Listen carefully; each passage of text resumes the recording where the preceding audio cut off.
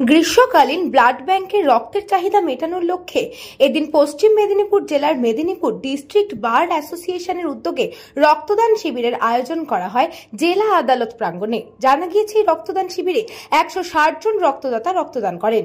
এই রক্তদান শিবিরে শুভ উদ্বোধন করেন মেদিনীপুর বিধানসভা কেন্দ্রের বিধায়ক সুজয় হাজরা।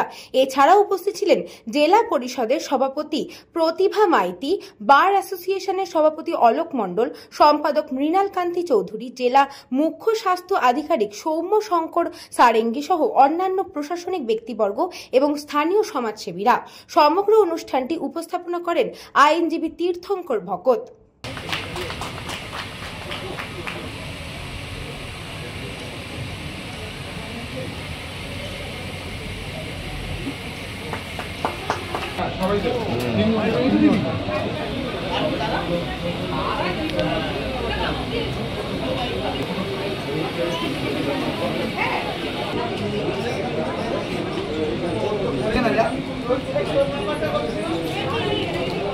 আমাদের ব্লাড ডোনেশন ক্যাম্প এবং মেম্বাররা একটা আলোচনা করেছিলেন যে আমাদের একটা কিছু করা দরকার এই গরমের সময় রক্ত দেওয়া বা কিছু একটা সমাজমূলক।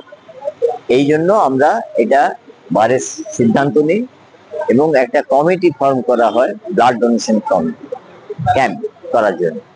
এবং সেই কমিটির কনভেনার থাকেন গৌতম মল্লিক, শক্তিপদ অধিকারী, তীর্থঙ্কর ভকত এবং কৌশিক দে, এবং তার সঙ্গে সহযোগিতায় ছিলেন অনুপ মিশ্র, অসীম বেরা এবং বাদল দাস, এবং ডিস্ট্রিক্ট বারের প্রতিনিধি সেক্রেটারি এবং তাদের প্রতিনিধি শুভজিৎ সিনহা এবং ল ট্রাস্ট অ্যাসোসিয়েশনের যে সমস্ত সেক্রেটারি আছেন তারা তাদের অক্লান্ত পরিশ্রমে এইটা হয়েছে। যে আমরা ভবিষ্যতে এটা প্রতি বছরই করব এবং আরো বড় আকারে করবো, চেষ্টা করবো। আজকে আমরা 100-150 নিয়েছি, কিন্তু আমরা ইচ্ছা করলে মানে আমাদের যা আসে এতে তাতে হয়তো আরো 200-250 দিতে পারবো।